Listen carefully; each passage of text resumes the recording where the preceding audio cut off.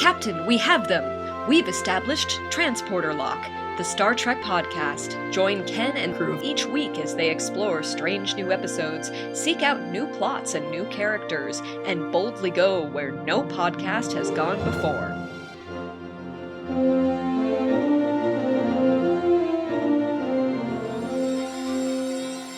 Hello and welcome to Transporter Lock episode number 161 for August of 2026. We're back after a hiatus, which is typical for us when there's no new Star Trek on the air, but there is now new Star Trek on the air. Strange New Worlds Season 4, its penultimate season, debuted last month, July 2026, and we are here to talk about it. Who's we? We is me, Chief Engineer Ken Gagney, and joining me for this season of Transporter Lock is Commander Jared Kyleff. Hello, Jared. Hi there. How you doing, Ken? I'm great. How are you? I'm excited to be here. This is it's something that I've always wanted to do, kind of do a podcast or some sort of newscast or something like that about Star Trek because I love it so much, but I've never done it. So, first time for everything. It's true that you're new to Transporter Lock, but you are not new to Star Trek. You are a lifelong fan. Is that correct? That is an accurate statement, my friend. How far does that fanhood go back? Golly. I was a kid. I was a little kid, it was long enough ago that I am not, you don't really think about how old you are when you're a very small child. I think the first time I saw Star Trek, I was maybe 4 or 5 years old. Wow. And which Star Trek was that? Original series, of course, because there wasn't anything else back then, right? Okay, so you were watching it in reruns, I presume. Mm-hmm. Wow. And then you were there day one when Next Generation debuted? Absolutely. Nice. In fact, over at sadly passed away now, but at my best friend Dennis's house. So you two grew up watching Star Trek together. Yeah, well, he was about 15 years older than me, but you see, he was an adult and I was a kid. But he had a big screen TV and I did not. Oh, and this was back in the 80s, so that is Right. impressive. Mm-hmm. So you've encountered Star Trek at an early age, and here we are in the year 2026. And there have been so many Star Trek since then. I would actually have to pause and think about how many different series there have been since then. Have you caught all of them, like from Voyager to Enterprise to Discovery to Starfleet Academy? Every last one of them. Amazing. Some which I enjoyed more than others, but that's okay. Which ones have you enjoyed more than others?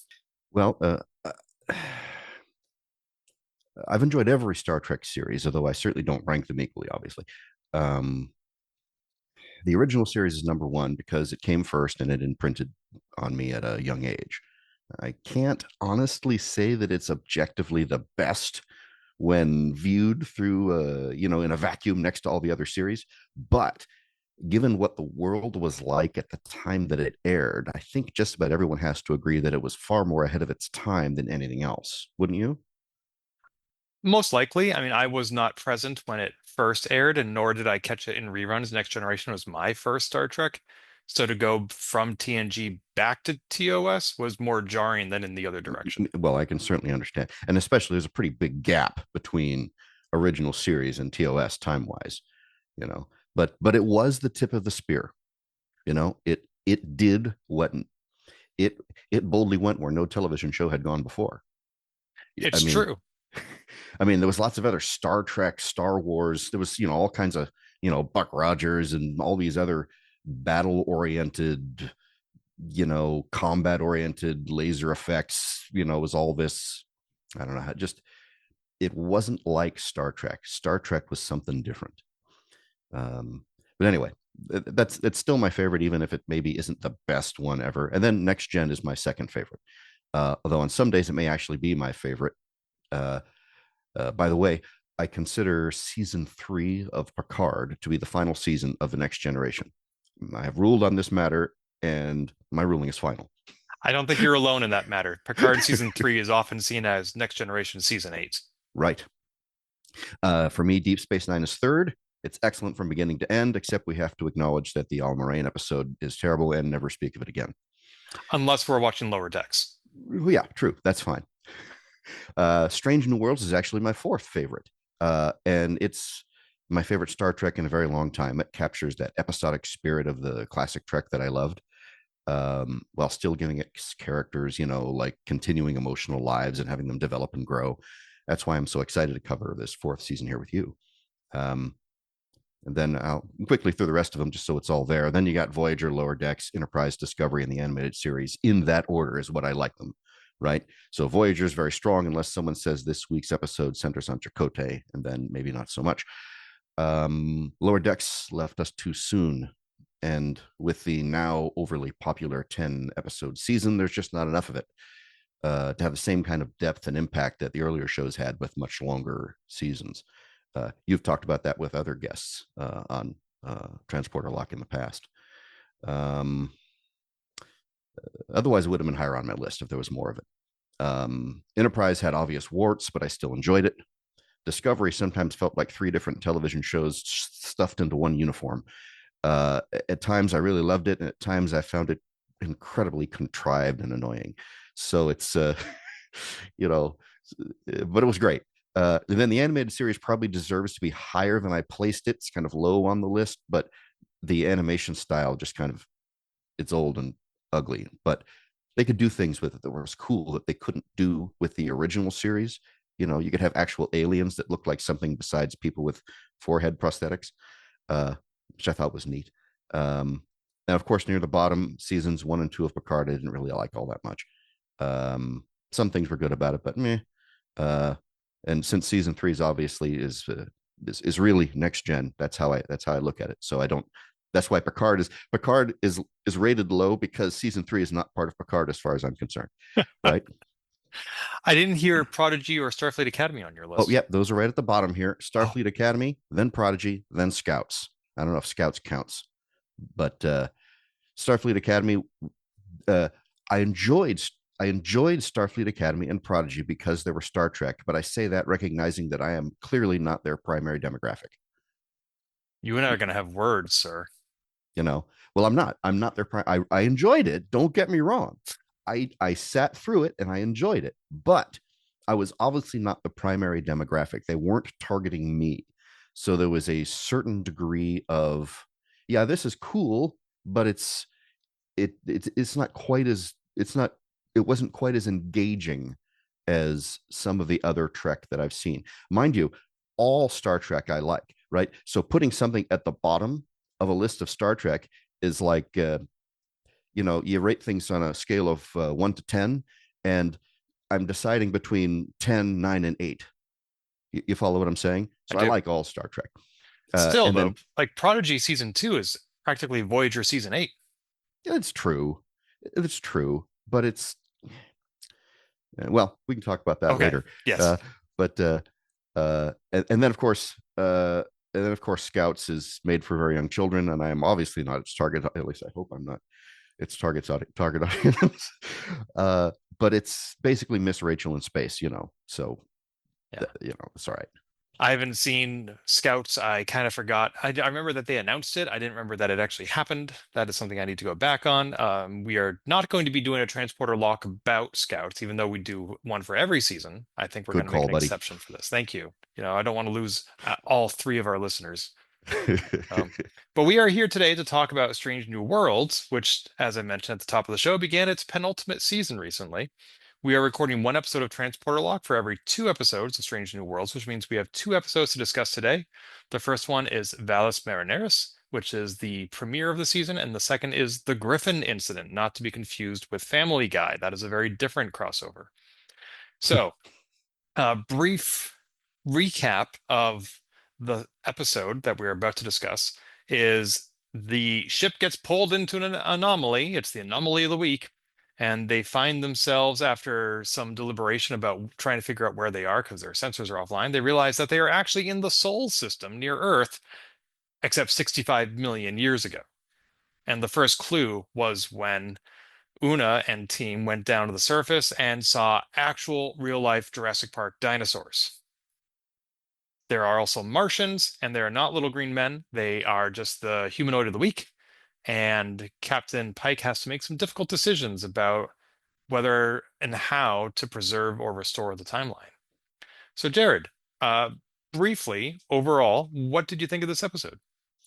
I enjoyed the episode, but I have to say, it kind of felt like three episodes shoved into one episode, or maybe two episodes shoved into one episode.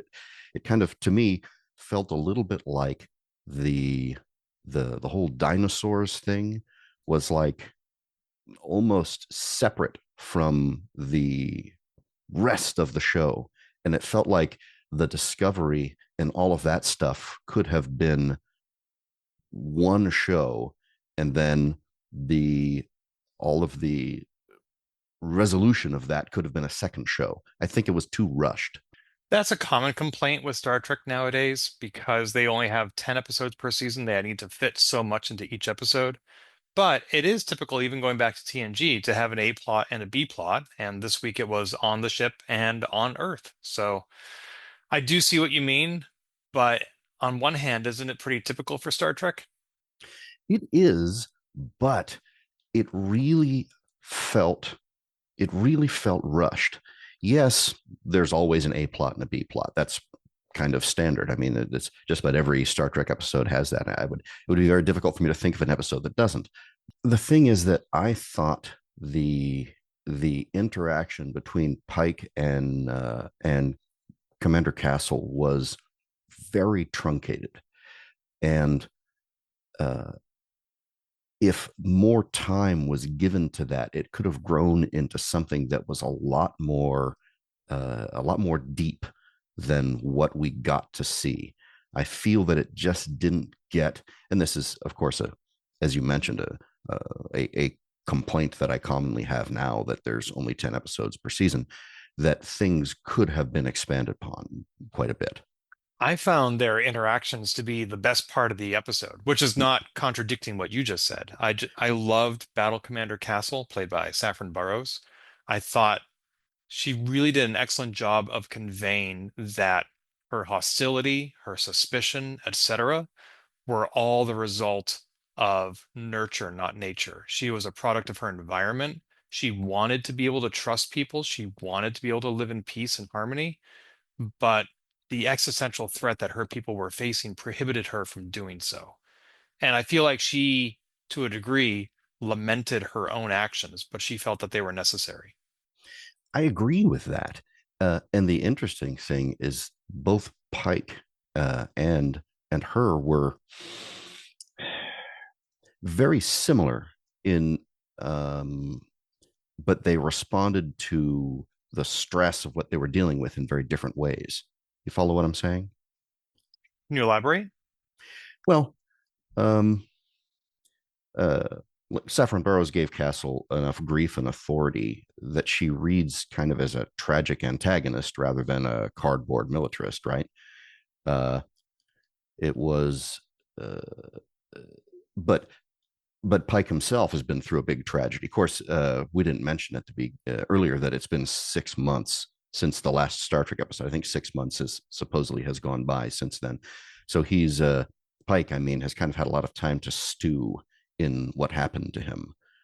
Um, but he looks at things very differently. You know, he himself is a tragic figure because he knows he's going to die, and he knows that there's nothing he can do about it. You're right. I love that she picked up on the fact that he's a widower, even if he himself wouldn't use that word since they weren't married. But she empathizes with that. I mean, here they are enemies, as she sees it, on the opposite sides of a war, and she still sees the humanity, or maybe in her case, the Martianality, in her opponent. And she takes a moment to acknowledge it, and she doesn't exploit it. You know, if she was truly somebody who, in her heart and soul, was a military commander, she would have used that against him somehow. And she didn't. She just said, I'm sorry. It's true. And she was, of course, this is the best thing about this particular episode. Uh, I really appreciate, just like villains like Khan, for example, who truly believe that they have the right of things, right? They don't think that they're doing the wrong thing.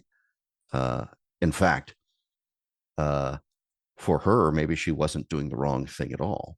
It's just a matter of perspective, which is something that I've always enjoyed about Star Trek. Each viewpoint is correct in in the opinion of the person who's in that position.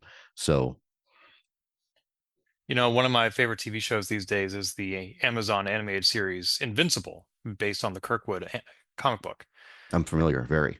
And there was a line in the recent season that said, "You can be the good guy, or you can be the guy who saves the world." And those are not always the same thing. And I think Cassell really embodies that. I think she knows what she's doing is wrong, but I think she knows what she's doing is necessary. Yeah, I agree. And that's a great show, Invincible, by the way. It is Although, if you have the stomach for the gore, yeah, I was going to say not for children or some adults. or some adults. I knew some friends who watched the first episode and they were like, "Wow, this is really cool." And then they stuck around to the post-credit scene and they were like, "Nope, I am done." But Oh, anyway, golly. yes, that's a different podcast. And also just to spoil the ending a little bit, what makes Castle's character even more tragic than she already was the consequences of her actions. Yeah, it did not go as she was expecting. No, and she never lived to find out. I mean, she knew that 65 million years in the future, her planet was a barren wasteland. And she asked Pike, "Can you tell me that that's not because of these insect neighbors of ours?" And he said, "No." And it turns out she was the reason for that. She was seeing the consequences of her own actions, and she didn't know it. And if she did, would she have done something differently? I would hope so. And I'm glad she didn't live to see the results because she'd be turning over in her grave. There were a couple of things. There are a couple of, and now, to be clear, are we assuming that our audience has seen both of these episodes? This is a spoiler cast. If they Oh, choose to listen to it anyway, that is on them. okay. Um, and you're going to have to help me. Maybe you'll remember what I don't remember. But what is the name of the Federation group that kind of polices time? Department of Temporal Investigations, the Department of DTI. Temporal. Yeah, the DTI. That's right. Well, the whole thing about this episode is they didn't stick their nose in, right? I mean, they didn't show up. They didn't do anything. They didn't talk to Pike before. They didn't talk to Pike afterward. So I am assuming that they thought this was okay, and they realized they wouldn't exist if this didn't happen. Uh, it's one of those. That's the one thing that was a gotcha about this episode for me is that it was a predestination paradox. Kind of the snake biting its own tail thing. If Enterprise wasn't there at that time for the antimatter to be stolen, for the explosion to happen, then humanity wouldn't have developed. But if humanity didn't develop, where did the Enterprise come from to give them the antimatter in the first place? Same thing with the distress beacon that they were responding to. It was Exactly. their own distress beacon. I hate temporal paradoxes. I am not fond of like, oh, this had to happen because I do not blame the Department of Temporal Investigations for not interfering for the very point that you just raised. And this came up in a Star Trek novel that was based, like there are entire novels about the DTI. Mhm. And in one of them, it points out that they don't interfere if the temporal incursion that they would otherwise try to prevent is what preserves the timeline. And so in this case, that temporal incursion had to happen. If you go back in time and you change history, they'll stop that. But if you go back in time and you preserve history, which is what we saw the Enterprise doing this week, they permit that. Which is weird because they went back in time and preserved history that they disrupted in the first place. Hence the whole like, Which is why temporal mechanics gives me a headache. yeah. I'm glad that it's science fiction and I don't have to actually worry about it. Well, who knows? Maybe it isn't. I don't know. The timeline could be shifting around us every moment, and our history is being rewritten with our memories with them. We will never And know. we'll never know. It's terrifying. So I'm gonna ask you because this is what I felt. This is kind of what I was pointing out earlier. the whole dinosaur plot, you know, Yes. did that add a joyful adventure to the show, or did that steal time away from what I thought was the episode's most important ethical debate and the heart of the heart of the show? Should there have been something else? Should there have been something else that they did to stop those two uh disparate but still related, but two very disparate, very different plots going on to increase the impact of the show?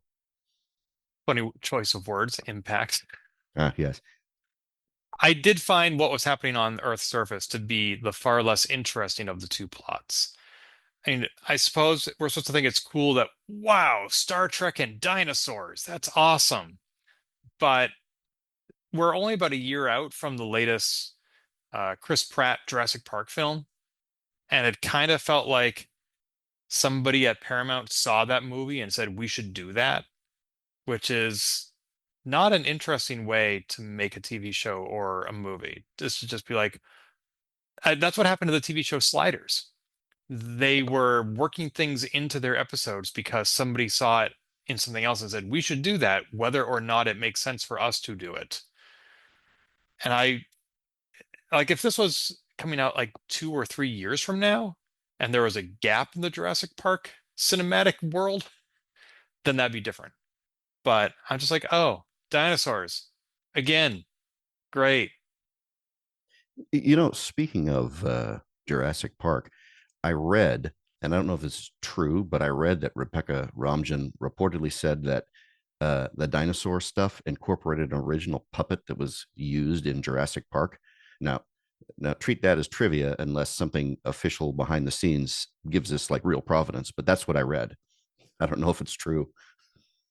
I do not know that either. I did think it was odd at one point when that dinosaur popped up over to look at them and then like darted away and then came back later and Lon punched it.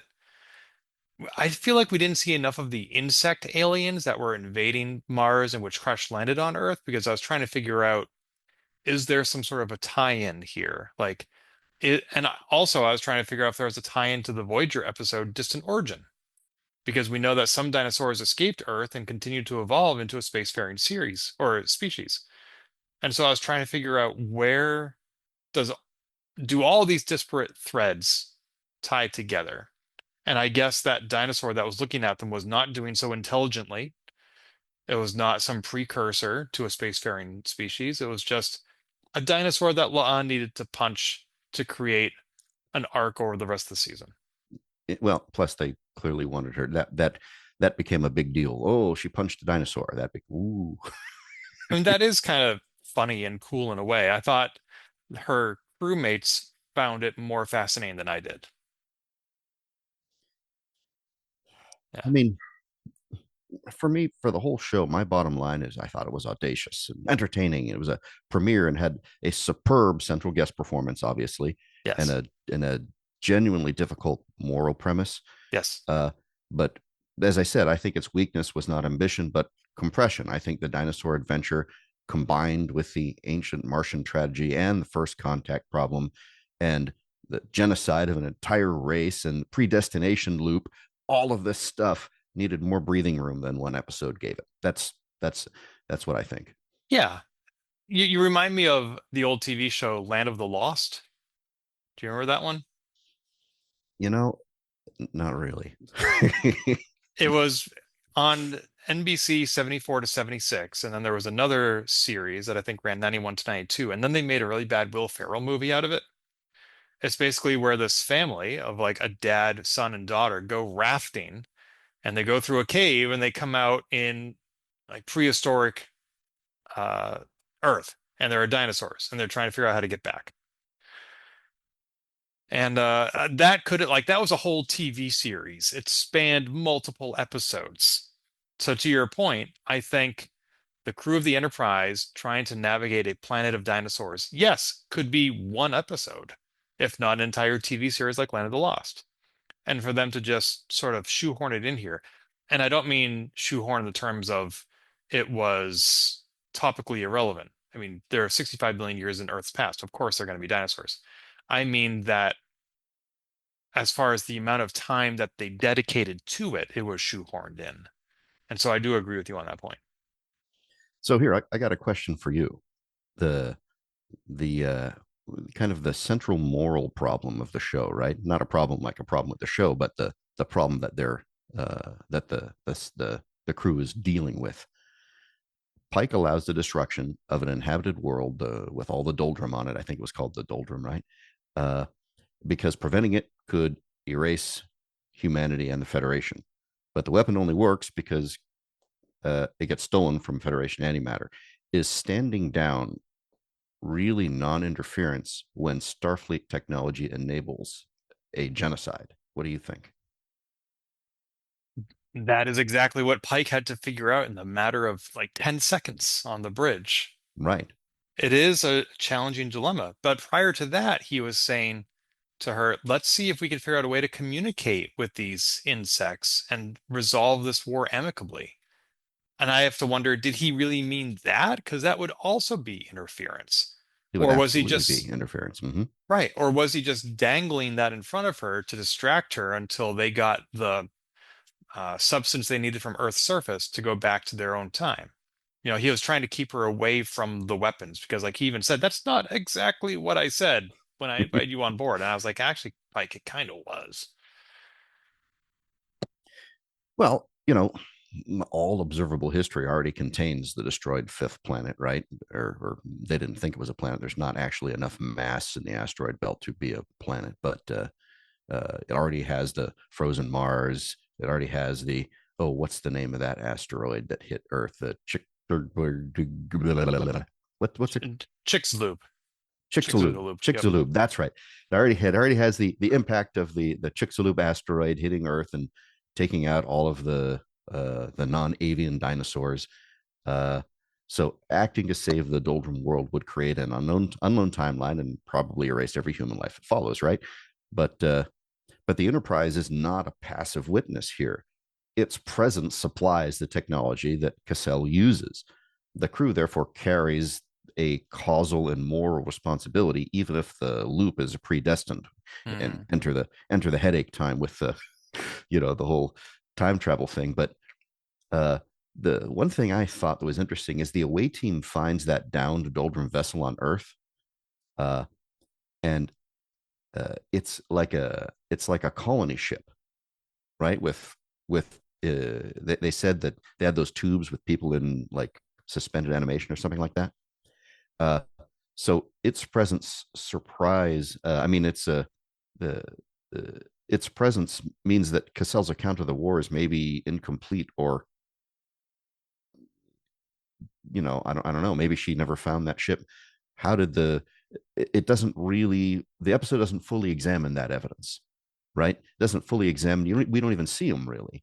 They don't communicate with them. Obviously, that's a problem, but there's so much that we don't know about this race.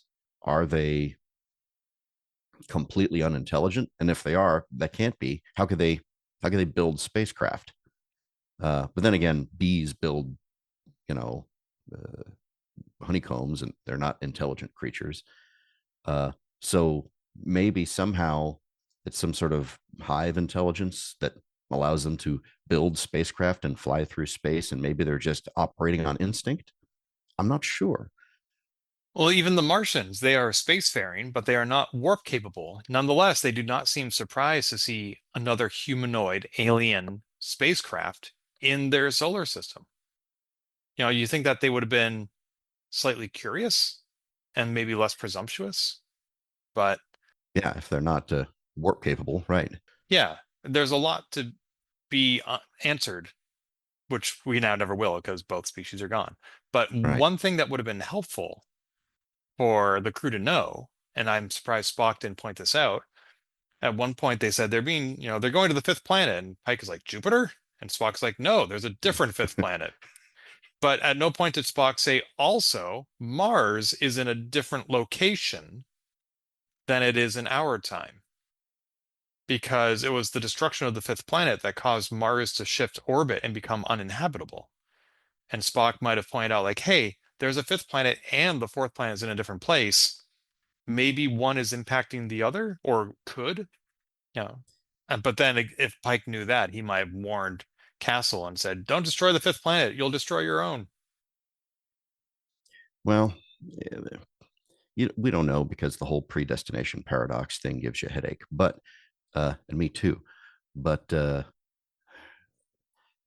I, in my own mind, I kind of force it all to make sense.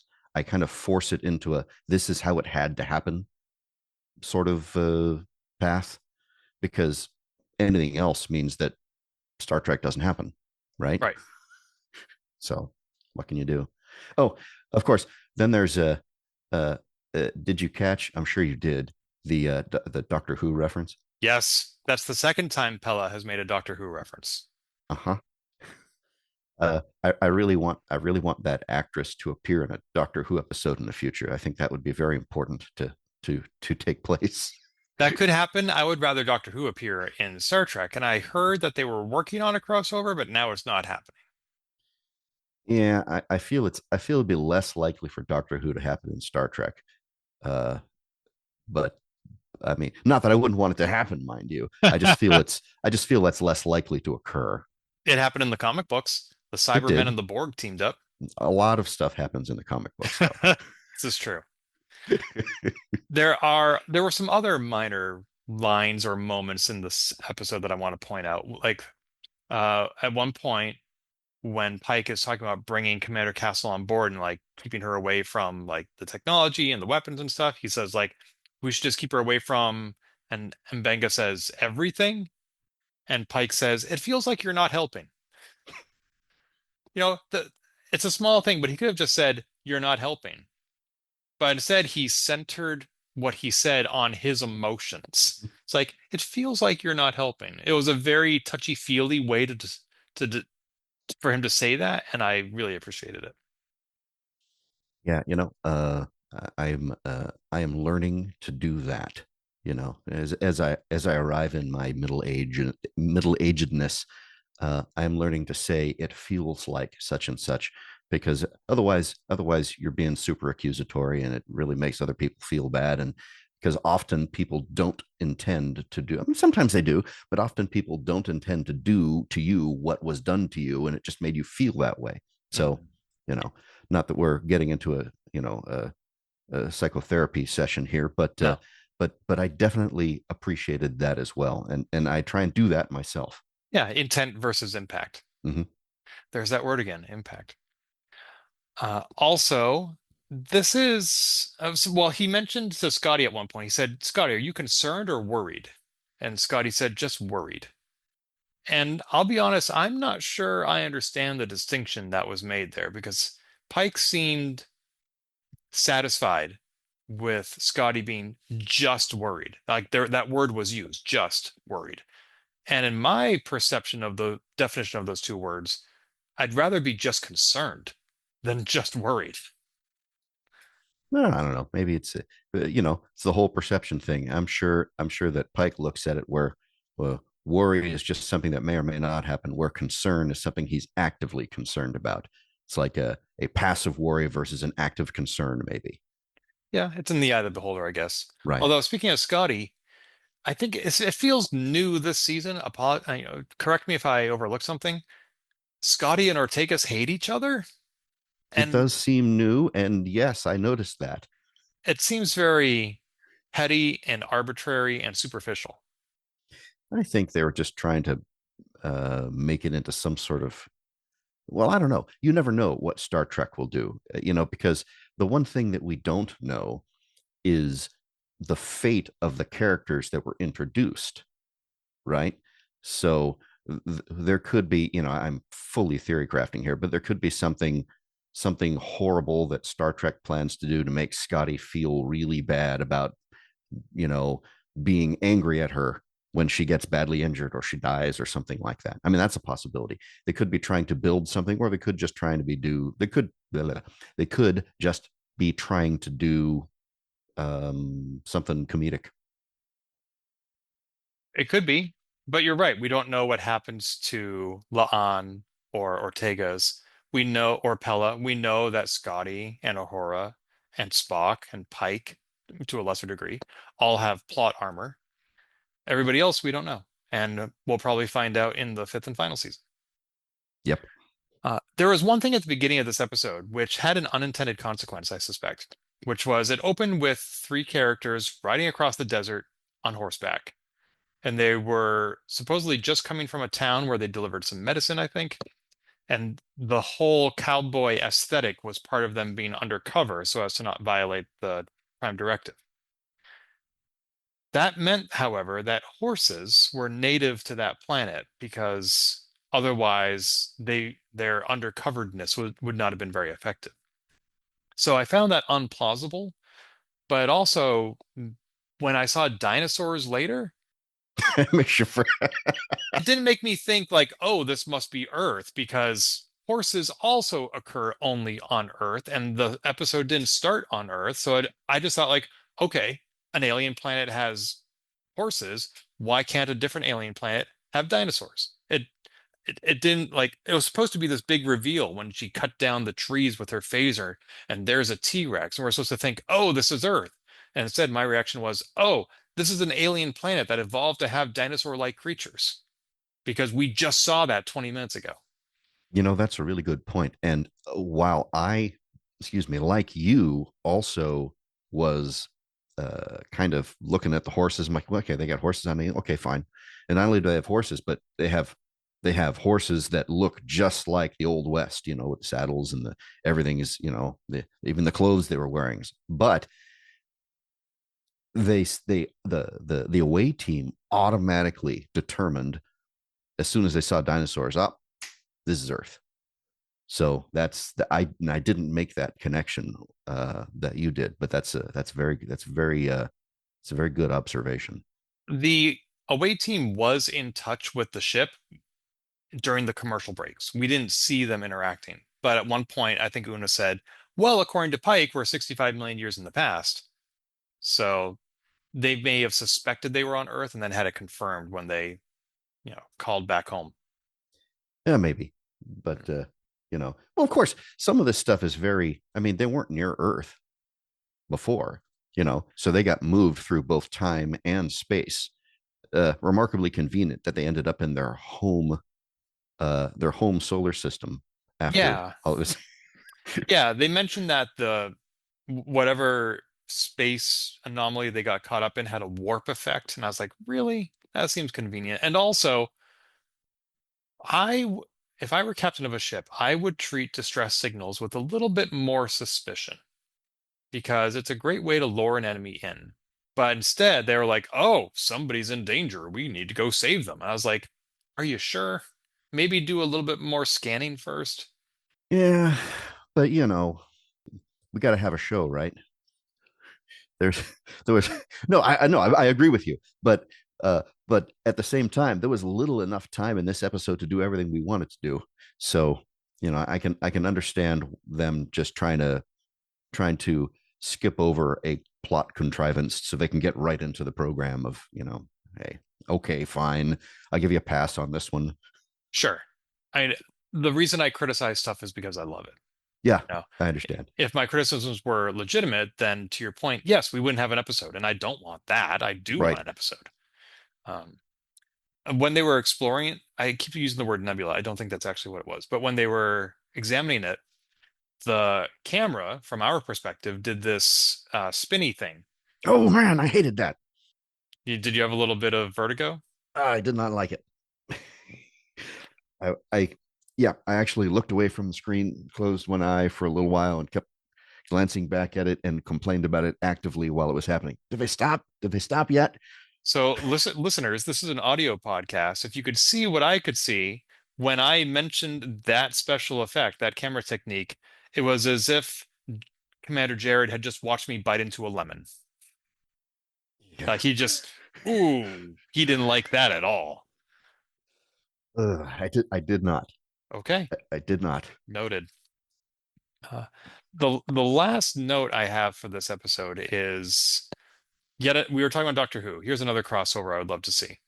When they were on Earth 65 million years ago and they found the downed insectoid alien spaceship, I was I knew this wasn't actually going to happen, but I was hoping that what they had actually found was Teletran 1, because when the Autobots and the Decepticons fled Cybertron and crash landed on Earth millions of years ago and stayed in hibernation until a volcano activated them millions of years later, like there was a whole animated series, Beast Wars, that was set 65 million years in the past, where other Autobots and Decepticons crashed land on Earth millions of years in the past and found Teletran 1, the alien spaceship, while it was in that hibernated stasis. I think Teletran 1 was the name of the computer and the Ark was the name of the ship. But anyway, it would be so cool if like this was some shared universe and they're like, we just found Transformers on Earth.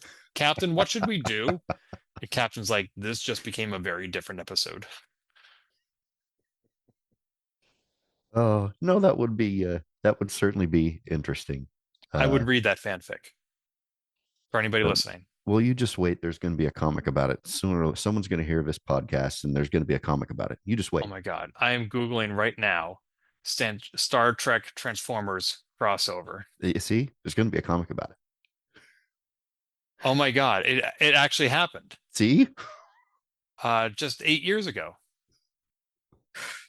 Wow, it's a crossover between Star Trek the animated series and the Transformers, and it was 5 issues. And I wonder if it said it was met with positive reviews. Okay, now I'm going on eBay, Star Trek versus Transformers. Oh my gosh. I may have known this existed when it happened because I'm not unknown to read Star Trek and comic books in general. But okay, I can get the whole 5 issue set for $40 plus $10 shipping. That seems a little pricey for me at this moment in my life, but well, I'm gonna, please see my previous comment. Everything happens in the comics. it's true. It's true. And a trick for eBay, if you click the heart icon to favorite it and you wait 24 hours, it's not uncommon for the seller to reach out to you and say, I'll give it to you at a discount because they want to sell it and they know you're interested. This only works on buy it now, not on Not auctions. on bids. Yeah, Yeah. So I just favorited that. I'm not the only one to do so though, so we'll see. Okay. Shall we move on to the second episode? I think we shall. Okay. The So Griffin incident. yeah, so this ties up the Martian episode, which was, by the way, an interesting way to debut the season. It was sort of it didn't really tie into too much. It was mostly a new adventure, but I will mention though, it's interesting with TNG, the series finale, All Good Things, how uh if Picard had not stopped that temporal anomaly from occurring, humanity never would have evolved. And now we see that if it weren't for Pike, humanity also would never have evolved.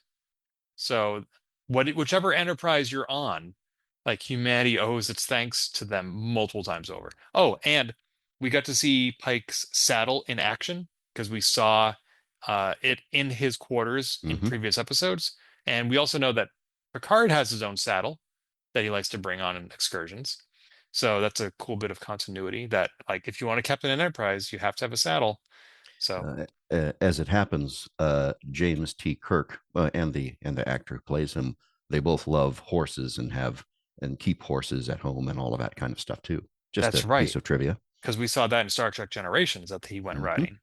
So, okay, that's like three, well, not consecutive, because there was also Rachel Garrett and Harriman.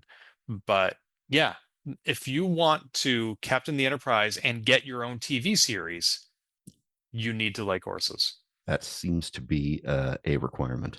Commander Jared, do you like horses? You know, I don't love horses, but I like horses.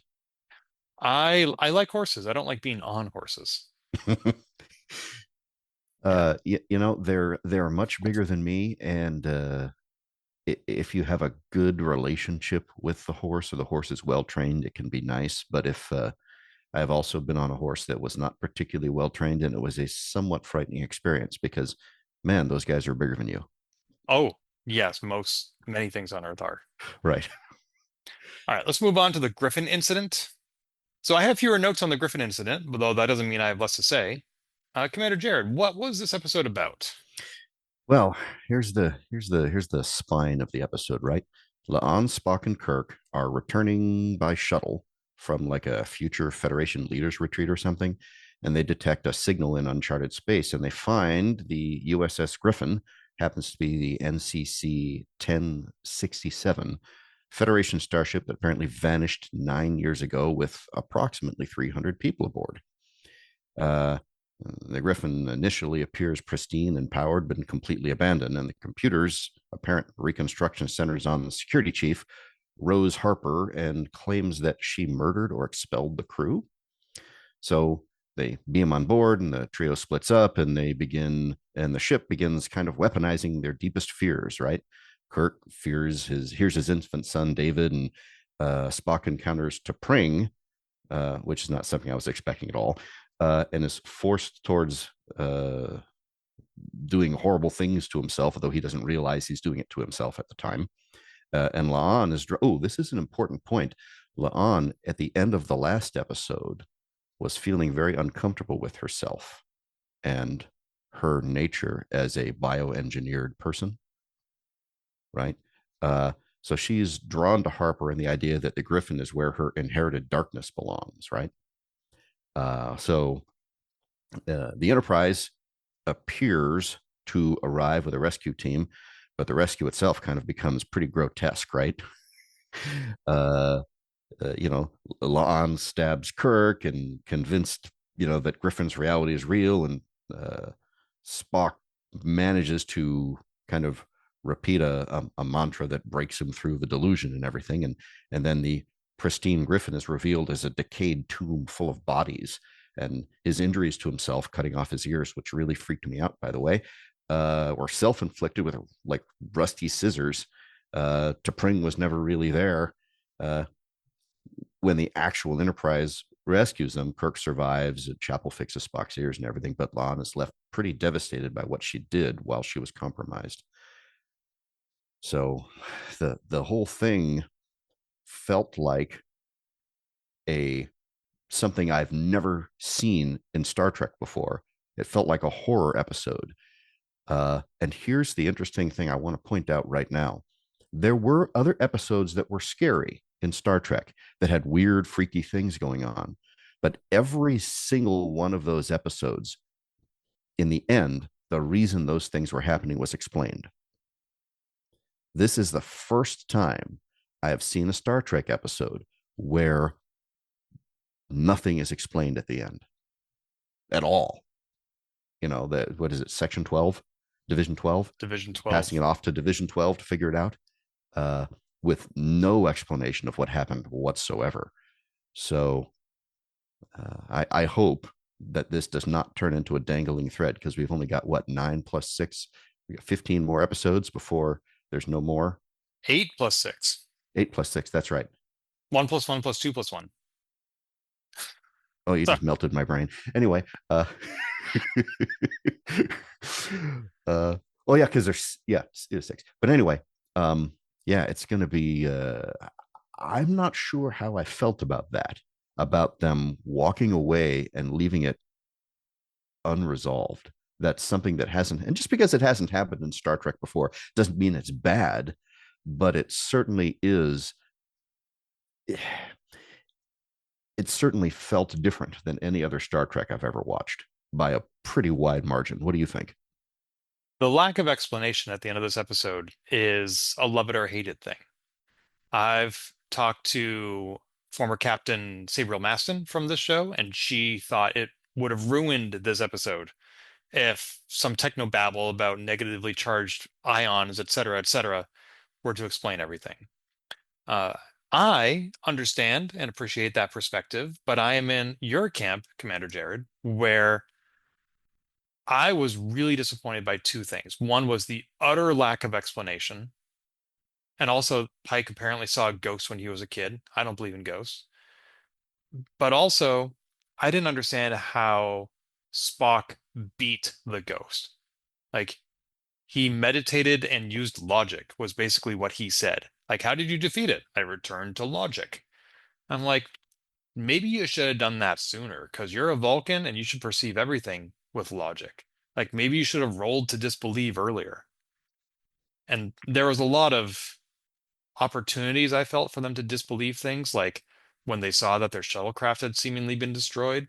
Given everything else they had seen so far, you think they may have trusted but verified that to whatever degree they could, although I guess they couldn't trust their own scanners. And also how Jim Kirk was so convinced that his baby David was in the comms panel that he was willing to tear it apart. And yet, when his brother Sam thought Sam heard his son Peter, Jim was able to say, "It's not real. Don't believe it." So Jim was able to say that to other people, but not to himself. I felt like their ability or inability to disbelieve what was happening around them It's very was erratic. inconsistent. Yeah, Yeah. erratic. And so there were a lot of things about this episode that didn't sit well with me. The lack of resolution on what the ghost actually was, the lack of explanation for how Spock defeated the ghost, and the inconsistency in the crewman's inability to disbelieve. There are two things about this episode that really stuck out to me. And one of them is related to Spock. We know, well, I having Spock being one of my, uh, he's basically the thing that made me love Star Trek to begin with. Um, and the Spock that I am used to is the Spock from the original series, who is mostly logical and only occasionally allows his human side to come out, right? Uh, the Spock that we are used to from all of the more recent Star Trek, he is a lot more human. He allows his emotions to show. He's not afraid to be emotional. He's definitely human and Vulcan. You know what I'm saying? Something happens to him, and I think this is it. Something happens to him that makes him decide to be more Vulcan and more logical. And I think this is it. I think this is maybe the turning point. I mean, I could be wrong because we'll see in the episodes that follow. But I think this may be the turning point that turns him from being more accepting of his human side to pushing it away more, and pushing it down like he does in the original series and in the movies. It's interesting to hear that because when he and T'Pring are working on rewiring the door or whatever, he says, or she says, sever the green, then the red, which was pointed out to me is an allusion to the color of the blood. Mm-hmm. Vulcans are green blood, and then humans are red. And T'Pring also says, I always thought your human side was your greatest weakness, but now I realize it's your strength. We need to cut out your Vulcan side. Isn't it possible that that's what Spock believes? And that not that he has to cut out the Vulcan side, but that he feels his half humanity is his strength, and T'Pring is saying what he wishes everybody else would recognize, something that he privately believes and nobody else does. It's possible. Um, Because he was not accepted into Vulcan society because of his human half. And he didn't reject his human half. He didn't validate them. He didn't go to them and say, "You're right, my human half is a weakness. It does suck to be half human." No, it was the opposite. He was like, "Vulcan Science Academy doesn't want me because I'm half human? Great, I'll go to Starfleet and be awesome there." yeah, and it could be, and that may very well be the way he was thinking. But I feel like deep down he felt rejected, which is something, I mean, the thing is, by the way, Vulcans have feelings. They just learn to sublimate them. But I really feel that this is the point where he changes, because Spock is so. I love the character Spock in both sides, right? In both the both original series and now, but the Spock in original series and the movies. I mean, heck, in the movies, he's trying to do the colon. What I forgot, it's No, called you got it. colonar. Yeah, Yep. and which is purging all emotion to be a being of pure logic. He's trying to do that. So clearly, something pushes him in that direction. And maybe this is maybe this is it, because man, the stuff that happened to those guys was obviously very jarring for all of them. Yeah, I remember in some of the beta novels that he did go through the Kolinar and he did suppress all his emotions. And at one point, after the fact, Bones is having trying to have an interaction with him, and Spock is so cold, and Bones is like, "I thought we were friends," and Spock says, "That was your mistake in Hmm. thinking that." And then later on in those novels, his mother Amanda dies in a shuttlecraft accident, and he's so overcome with emotion that he realizes that the Kolinar was the wrong thing to do because he can't even feel the loss of his own mother, and he basically undoes it, and he goes to McCoy and says, "I'm sorry." So this is, I just summarized something that happened over decades in the books. Not that it took Yeah. decades for the books to come out, but the books spanned narratively decades in universe. All that's beta. I don't know what's going to happen. Do we know how Amanda died in canon? Because by the time TNG came around, Sarek had a different partner. And I mean, because of course humans don't live that long. I don't remember. I have read all those books, by the way, and I happen to love the arc of Spock's development, because he comes full circle, uh, where he starts out this way in original series. He's very logical, and he ends up. Uh, uh, I don't remember even where I saw it. No, I don't remember where I saw it, but it might be in one of the books where Spock clasps hands with Kirk and says, "This simple feeling of friendship is, uh, something that Vulcans don't experience, and it's important to me to have it," or something like that. I'm sure it's a horrible. Uh, sure, I'm misquoting it horribly, but I remember that being something that occurred. I'm gonna have to go back and read those. I have a lot of books. Yeah. Yeah, I used to. I stopped a few years ago, but by the way, I just briefly looked up Amanda Grayson in Memory Alpha, and her last canon appearance was in Star Trek IV: The Voyage Home. Right. So we don't know what happened after that. It also I forgot this reference, but Chief Engineer Pelia knew Amanda Grayson. They were friends. That came up in a previous episode. But anyway, back to the Ghost episode.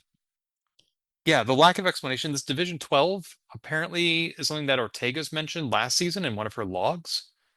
I don't remember that. And that was another part of this episode that didn't sit well with me was as you mentioned in your summary, they just handed off to Division 12. Division 12 is going to figure it out. That feels like a cop out. Like, can you imagine if in this episode they came across the USS Griffin and they said, "Wow, this ship hasn't been seen in 9 years. Let's put this in our log, send it back to Starfleet to come back and investigate because we're just a shuttlecraft of 3 people. Let's keep going." And then they never bring it up again. I'm like, that, why would you even have that in the episode? Why would you have them acknowledge that there's a mystery here and not go solve it? Of You, course. you don't. Like Yeah. when you find something in Star Trek, you explore it, even if it's unwise and you're understaffed and it's dangerous to do so. It does say "boldly go" right there in the opening credits, does it And not? and Kirk did say it. He's like, "I used to be a Boy Scout. Here's my flashlight. Let's boldly go." It's almost like he listened to the opening intro. But yeah, they never should have stuck around. They should have like taken one look at that and said, "We are not equipped for this. We need to leave and get somebody else to look at this." Now, well, by the way, there is one thing that I'm sure everybody noticed, you, me, and everyone else who watched the episode, who's got any love of Star Trek. The entity is not just messing with people's minds. The entity knew what David's future was going to be. That was heartbreaking. And I don't know if she knew or if it was just a guess, but you are right that she was right. We never really saw David outside of one or two of the movies. And so to see Jim trying to be a dad and at the end of the episode he even tries calling his kid and there's no answer. I mean, this is a child that existed throughout TOS. and we hardly knew it. It's just sort of was retconned. And now they're picking up that mantle and showing us what it means for him to be a dad while also being a commander and then a captain. It ain't easy. Well, we also know that Carol Marcus intentionally kept David away from Jim Kirk, because they mentioned that in the movies. Uh, so what I think, when she actually, he's got that connection and he's calling her, and she doesn't answer. I think that felt like, them confirming that Carol Marcus is avoiding Jim Kirk. You follow what I mean? Well, they said that she waited as long as she could, but Jim was supposed to be home 3 days earlier. I don't know if that represents him going to the conference or him getting stuck at the Griffin. But yeah, at some point she might have just said, you know what? Rather than David have an absent father, I'd rather he not have any father at all. And also, the best you can give him is a Happy Meal toy. Yeah, I don't know. Maybe a little wind up toy is kind of a cool thing at that time. I don't know. I can't say. Maybe it's But retro, like an Apple II or something. yeah. But shucks, uh, the I really do think the entity knows David's future, because that was, I forgot what that knife is called, but I'm pretty sure that was a Klingon knife, Mm. uh, which is exactly what David gets stabbed with. Oof. So I don't think it was, I mean, it was clearly intentionally put there. And I really think whatever the entity is, whatever it is that's on that ship, I it's, I don't know what it is, but it somehow has insight into the future. That's what I think. I mean, I could be wrong, but that's what I think. What do you think happened to Harper? To be honest, I am not sure that anything that was presented to the landing party was accurate or true. You know what I mean? I mean, they got on the ship and immediately their perceptions were messed up. Immediately their perceptions were messed up. They couldn't see that it was in disrepair. They couldn't see that there were bodies everywhere. They couldn't see that it all looked pristine, right? So what was presented, you know, I mean, yeah, Griffin existed and vanished. We confirm that. The ship and its crew are physically real. The ship looked pristine when they boarded. That's a false perception. The true condition was decayed and corpse filled, right? Uh, and then Rose Harper murdered the crew in the precise way described. Well, that's unconfirmed. The logs, the computer account, the murder reconstruction, they all occur inside that manipulation that the landing party was seeing. You know, T'Pring didn't attack Spock. Spock injured himself. The Enterprise rescue team did not arrive when first shown. That was false. The entire rescue sequence is part of a shared delusion, right? Lon did stab Kirk. That wound persists after the rescue. The entity does know David's future. That's not explained. So, what is the entity? I don't. I don't know. Is we could say Rose Harper is the entity, but that's unknown. She may be its face, its victim, its survivor, a lure, a separate ghost. I don't know. I really don't know. For me, there's even the question of, did she actually, was she the one who murdered the rest of the crew? Because she was saying the rest of the crew has gone mad and nobody believes me. And maybe that part's true. Maybe she was the only sane person. Maybe she beamed them all out into space still alive because they had been compromised. I don't know. And again, to your point, maybe that record is false. Maybe this isn't even the USS Griffin because it was last seen light years away. Maybe this entity conjured the entire ship as an illusion just to lure people in. Maybe if a Klingons had been going by, it would have been a Klingon ship. Yeah, that's true. It could be something else. We don't know how far out its ability to affect minds, because we're assuming it's affecting minds and clouding people's minds and what they see. We don't know how far from where it is that effect is able to travel. I'm assuming that it's stuck there. Uh, but that's a poor assumption. But I certainly hope that it doesn't leave with the leave with the crew, and like the entity that is not God at the center of the galaxy. Right. What does God need with a starship? Well, maybe he needs a ride, uh, so he can go kill you and your friends. Maybe this is something similar, like a tremendously powerful entity that needs a lift. Yeah. And we know that Harper, or whatever that entity is still on the ship and is now being towed to Division 12, where who knows what effect it might have. Its effect does seem to be localized because when La'an was beamed back to the Enterprise, she dropped the knife. Immediately. She Yeah. was, well, Well, not there immediately, was but some hesitation, yeah, but yeah, like she came to her senses. She was like, "What am I doing?" And then she yeah, had a basically a breakdown. yeah. When the false rescue party appeared, it occurred to me that there were one of three things happening. Either one, this was a rescue party. Two, it was a rescue party, but they were going to be affected by the same delusion. They had been trapped as well. Or three, this was a delusion. Is that what occurred to you as well? Or did you know right away? I immediately thought, okay, that's really convenient that they're appearing. So this is probably not really happening. That was my, that was my, and it was, yeah, and it was early enough in the episode that I was like, yeah, probably not. It was interesting to me, though, that Sam, even though it was not the real Sam, it behaved as if it was by being affected by the delusion. Like Sam was like, Peter? Did I just hear Peter? So it was basically the illusion listening to the illusion. The interesting thing, by the way, is we also know that Sam Kirk dies because Yes. Sam Kirk's not alive later. Well, we Uh, see the episode in which he dies in yeah, TOS. Yeah. yeah. Uh, but then they have him die here. So I was like, well, okay, so that can't be. Uh, that immediately kind of flagged me like, okay, this really can't be real. Yeah. For those who know his Yeah. fate, which is now everybody who listens to this podcast, that was a pretty obvious tell. Yeah. One thing that we haven't really gone too much into, and this is the other reason that I hated this episode, you alluded to it when you said this is a horror episode, was the mutilation.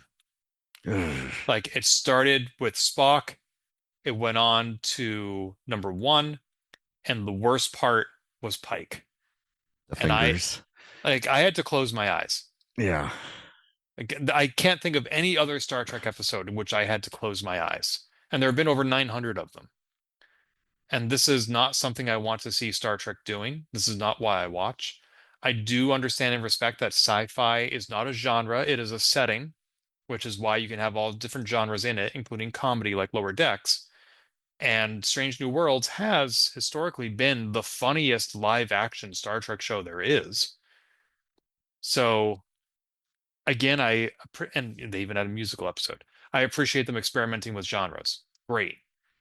But for the same show that has like four and a half Vulcans to then pivot to this is jarring. And I Yeah, it's a do not pretty want. pretty wide range of, yeah.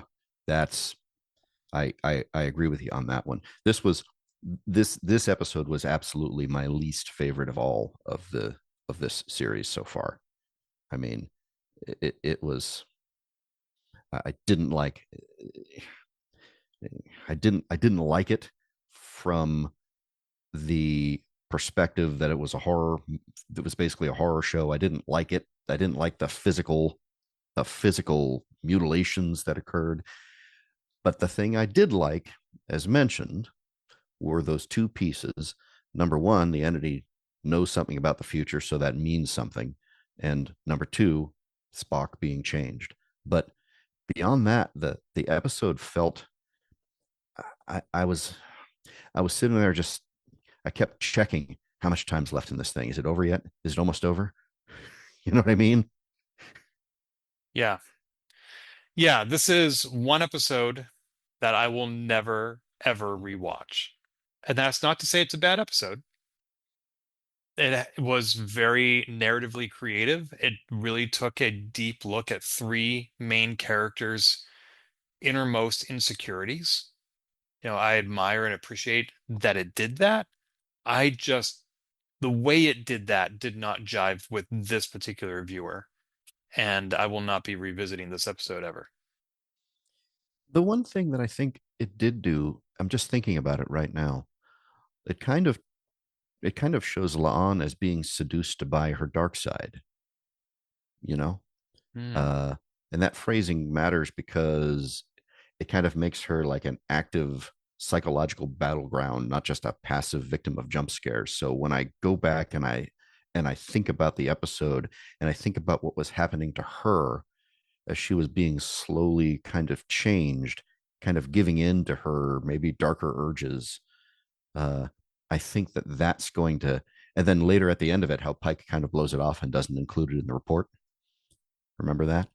Uh, I think that that is going to be a change that happens in La'an that persists. Uh, I have a feeling that maybe she's going to turn into an antagonist at some point. I take exception with the phrase blew it off. I think it was a very deliberate choice to protect his crewmen because otherwise she would be probably put on medical leave. Yeah, okay, okay. Point taken. I think maybe it was a bad choice of words, but I but he concealed that information, Yes, right? Uh, which may turn out to be a mistake later. That's what I'm saying. it's possible. I mean, she does have the blood of a warlord in her veins. I would be disappointed if she succumbed to her nature.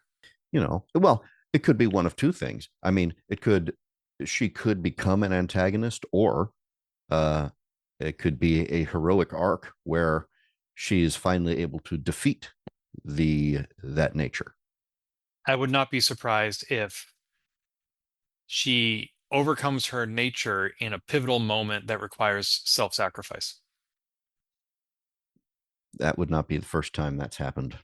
No, she has been and always shall be our friend. Yeah. Well, any other comments on this episode? Uh, mm, no, much like the episode, uh, I am not really super interested in talking about it anymore. I don't want to watch it anymore. I'm not gonna. I'm pretty done with it. Yeah, and I think that means we're done with this episode of Transporter Lock. It's been the first two episodes of the fourth season of Strange New Worlds, and we are going to be back in 2 weeks with another two episodes of Strange New Worlds. And joining me, as always, will be Commander Jared Kyloff. So, Jared, thank you so much for being on the show. I'm looking forward to continuing the exploration of Star Trek with you. Absolutely, it was lots of fun. Thanks for letting me be here. Until next time. Yeah, I got nothing. If you've enjoyed this episode, please leave a review on iTunes and keep your hailing frequencies open by following us on Twitter @TransporterLock or subscribing to our podcast and email newsletter at transporterlock.com.